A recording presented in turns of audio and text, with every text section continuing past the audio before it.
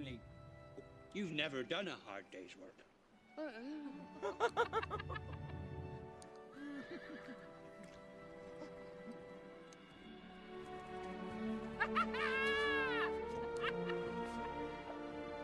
Welcome, my lords, to Isengard!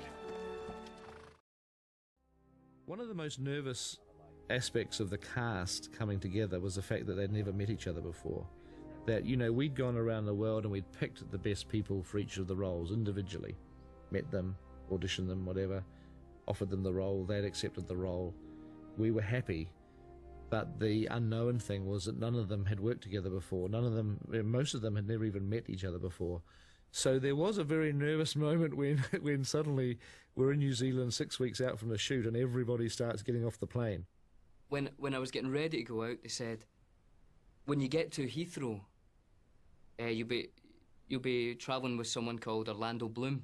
I just left my family behind and my friends and my life, and I was like feeling a little bit teary, you know, at the idea of leaving everything behind and my dog and everything. And I see this guy, you know, and I thought, he looks elf-like.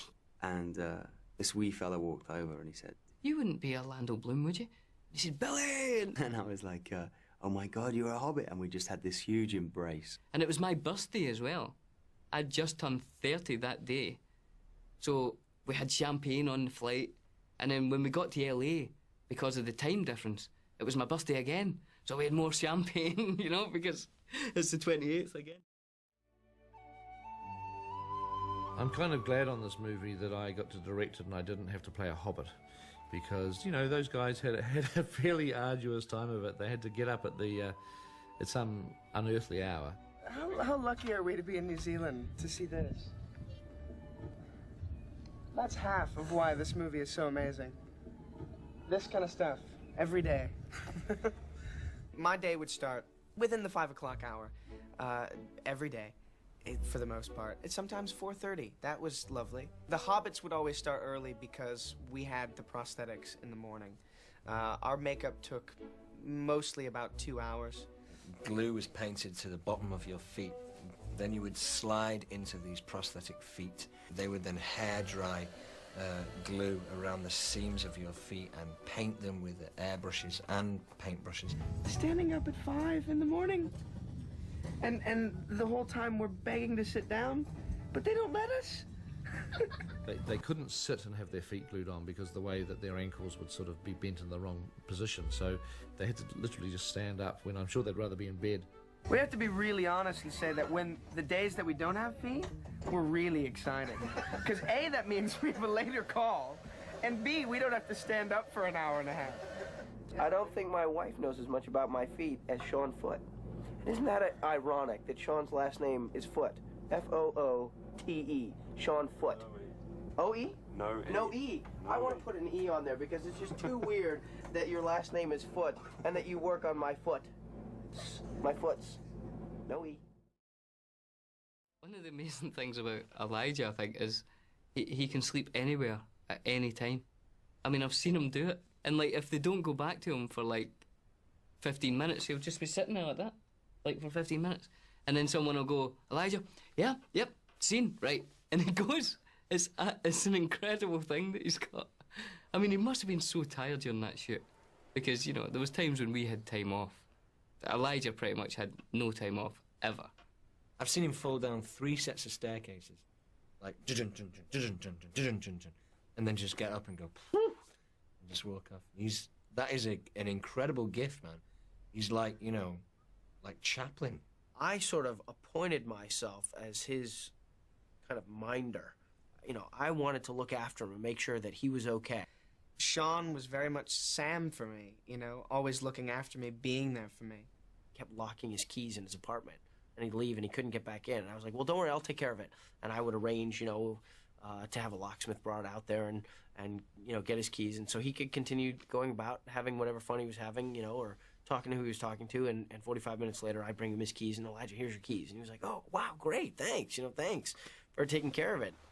I saw the need for life to imitate art. Sam needed to look after Frodo as his sort of primary identity, as the Fellowship started to coalesce, that was the job I carved out for myself. Sean Astin is just a very cool man. He had a different experience than the rest of us hobbits because he's got a family, of course. He was there with his wife Christine and his beautiful daughter Ali, who we were all uncles to her at the end, you know. Sean is a very kind of untrusting individual when it comes to safety. He's gonna hate me for saying this, but it's true. He always had to check out everybody else's job and make sure that they were doing their job properly, because he didn't necessarily trust that they had it all under control. And there was one such instance when we were in a helicopter and we were in a kind of treacherous mountain area. It wasn't easy to land and it wasn't easy to take off. Elijah, Billy and I were just having so much fun because we were in helicopters and we were saying to the guy, could you try and flip over, or could you do some banks, or, you know, how close could you get to that mountain, and, you know, if we put a bike down, could you pick it up by its wheels and all that kind of stuff. And they're talking and laughing and scratching, and I can see that, like, all three helicopters are making their way in, and ours is the first one to go, or second one to go. And I'm like, you guys, shut up. They're talking. They're like, Sean, and they know what they're doing. They're safe. And I'm like, oh, man, this is not good. And Sean immediately starts, like, drilling the pilot of the helicopter. Like, all right, do you know that you've got, like, 2 guys behind you waiting to come in? Do you know, are you cool to, like, take off? And asking him all of these kind of safety questions that I'm sure this pilot had completely under control. And there was also a point where Elijah and I and Billy and Sean had been dropped off at lower altitude, and we were there for about half an hour waiting for a helicopter to pick us up. And we were throwing stones at trees and running around and, you know, having fun. And Sean was about 100 yards away from us, and he was directing helicopters into land. You see, you got 2 behind you. Hey, Bon. Come on in. You know, waving to the helicopter guy, you know, pointing out where the other guys were, and they're waving me, and the hobbits were all making fun of me because I was, like, trying to be Mr., you know, involved.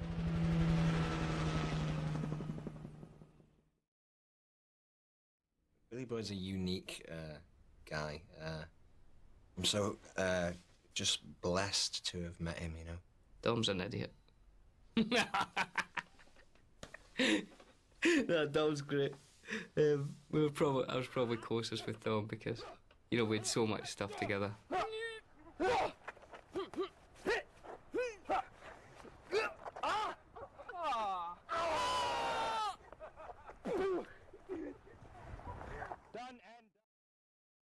We had a hiccup in the casting process because another actor had been cast in the role of Aragorn, and we just came to a realization that we had cast the role a little too young.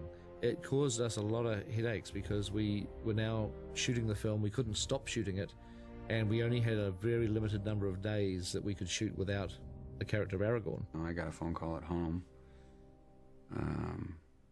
saying, do you want to get on a plane tomorrow to go to New Zealand?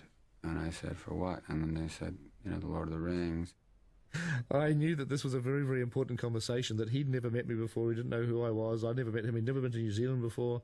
He hadn't read the Lord of the Rings. I just said, well, can I think about it for a minute? He said, well, not very long, you know, but you have till this afternoon. And we somehow had to try to persuade him to take this role because we thought he would be really great, and we badly wanted him now in this movie. You know, we were in a real bind. And I hung up the phone, and my son was with me there. He says, what was that about? Was that Lord of the Rings? I said, yeah, they're making a movie out of it. And he knew the story. You know, I didn't. And I know that the person we really have to thank for persuading Viggo was his son, Henry. Because Henry was about, I think he was about 11 or 12 years old at that time, and he was a huge fan of the Lord of the Rings, and absolutely was beside himself when he thought that his dad could get to play Aragorn. So it was nice to have his blessing, you know what I mean? Most times that you're with Viggo, something amazing is not too far behind. He's like an old-fashioned movie star in my eyes, you know, very gentlemanly and very polite and, you know, very concentrated in his art. You know, in a word, I would describe Viggo as being very inspiring. Being the natural leader of this group of actors in the Fellowship came very easily to him. Well, he was always doing things like, you know, like he'd get all the Kieran, you know, and pretend to throw him over the edge of the mountain. You can see the wildness in his eyes. He goes slightly mental. Something kind of clicks. And then he just rugby tackled me for some reason, you know, really, like, bang. Goal. I wondered what had hit me, you know, and what are you doing, you know? He's an extraordinary guy, really. I mean, he believes in the truth in everything he does, I think, you know, no matter what it is.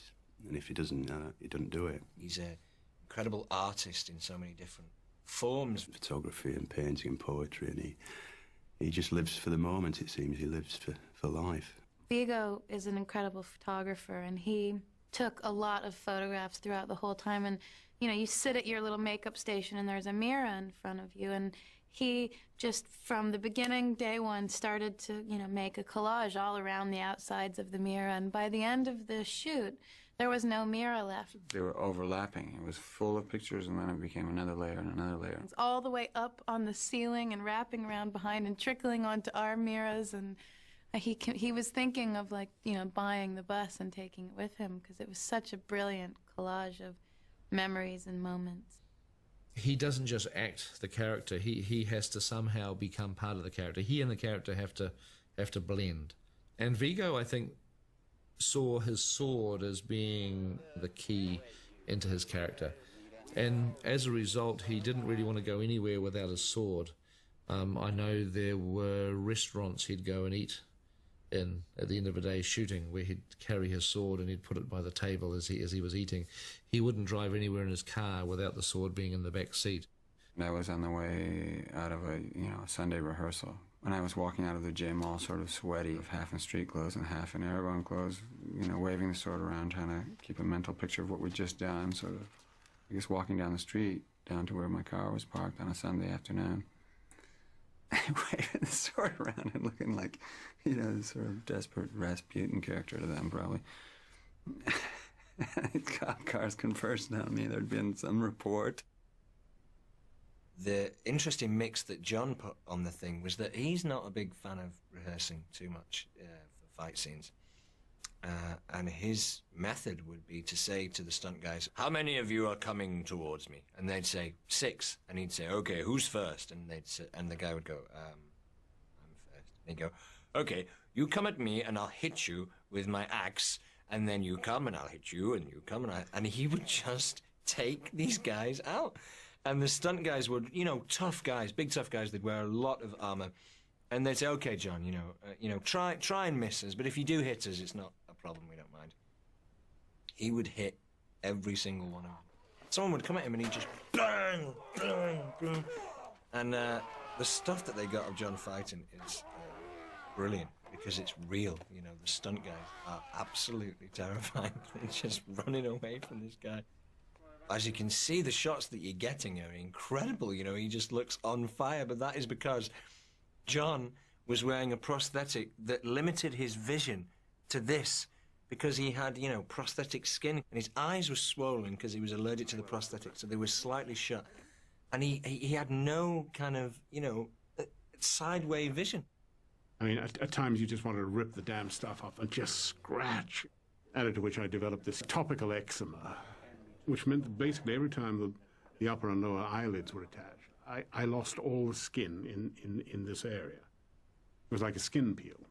And within hours then it would swell, and it would turn sort of lobster pink, and then, it would just be covered with lymph. And it was itchy and painful, and one felt very, very self-conscious. John Rhys Davies took us to a restaurant, and it was when we'd only just started to get to know John, and we sat down at this huge long table, and he said, "I think I will order the food for tonight." And we said, "Oh, okay, on you go, John," and we were all having a conversation, and the waitress came over, and John ordered, food that would probably have fed maybe 35, 40 people, and there were about 12 of us. He just said, "We'll have 9 lobster and 15 shrimp and 12 red snapper, 15 filet mignons and some grilled mushrooms. I'll have 12 onions and wild boar," and all this kind of stuff, just like pheasants and grouse, and do you have partridge? Bring the partridge, all that kind of stuff. And, you know, the brilliant thing about John is that because he's worked with so many amazing people and you know, worked on some great jobs, all you need to do is give him the merest hint that you would like to hear something about a job that he'd done, and he's off.